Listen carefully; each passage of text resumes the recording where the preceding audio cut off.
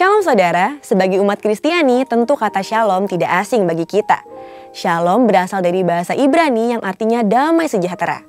Tentunya hal ini tidak lepas dari identitas sebagai umat Kristiani dan setiap orang yang mengikuti Yesus. Seperti yang tertulis dalam Kolose pasal 3 ayat 15. Hendaklah damai sejahtera Kristus memerintah dalam hatimu, karena untuk itulah kamu telah dipanggil menjadi satu tubuh dan bersyukurlah. Dalam edisi Voice of Pentecost kali ini, kita akan sama-sama membahas tentang damai sejahtera di bumi. Pada kelahiran Tuhan Yesus, malaikat datang dan menyampaikan kabar tersebut, salah satunya kepada para gembala, bahwa Sang Juru Selamat telah lahir di dunia. Tampak pula bala tentara surga yang memuji Allah, seperti yang tertulis dalam kitab Lukas pasal 2 ayat 13-14. Seruan pengagungan kepada Allah juga dilakukan setiap waktu di surga. Hal itu seperti yang disaksikan oleh Rasul Yohanes pada saat ia dibuang di Pulau Patmos.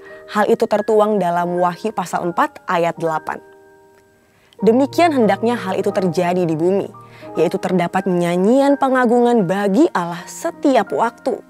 Namun sayangnya manusia yang sudah jatuh dalam dosa tidak dapat senantiasa mengagungkan Tuhan.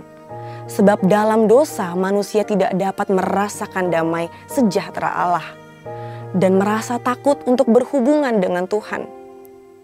Saudara, karena kasih-Nya bagi kita, Ia datang ke dunia untuk menebus dosa manusia, dan kelahiran Yesus Sang Raja Damai merupakan keselamatan manusia dan bukti damai sejahtera itu nyata.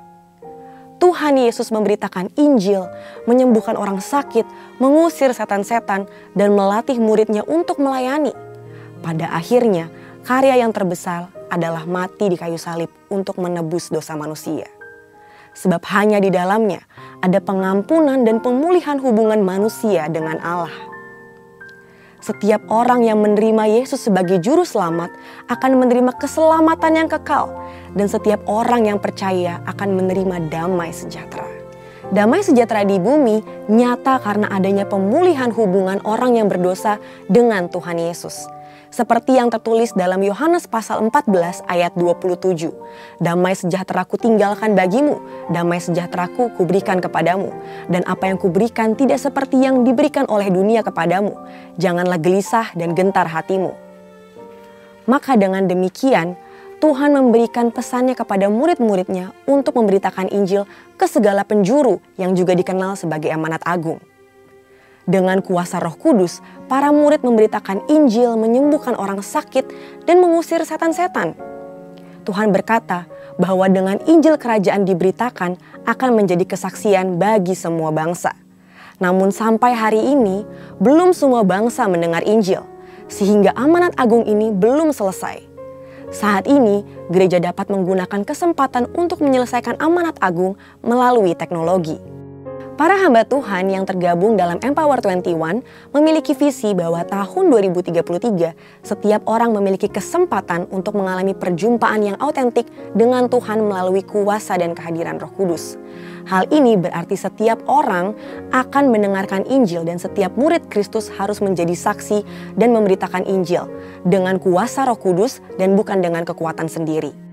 Saudara, Tuhan akan memberikan damai sejahtera kepada manusia seperti yang tertulis dalam Efesus pasal 2 ayat 14-15. Karena Dialah damai sejahtera kita yang telah mempersatukan kedua pihak dan yang telah merubuhkan tembok pemisah, yaitu perseteruan. Sebab dengan matinya sebagai manusia, Ia telah membatalkan hukum Taurat dengan segala perintah dan ketentuannya untuk menciptakan keduanya menjadi satu manusia baru di dalam dirinya dan dengan itu mengadakan damai sejahtera. Saat ini Tuhan sedang membuka pintu penginjilan dan inilah waktu bagi setiap kita yang mengalami kelahiran baru dan kehadiran Roh Kudus serta dimuridkan untuk bangkit dan menjadi terang dalam kegelapan dan menyebarkan damai sejahtera Kristus.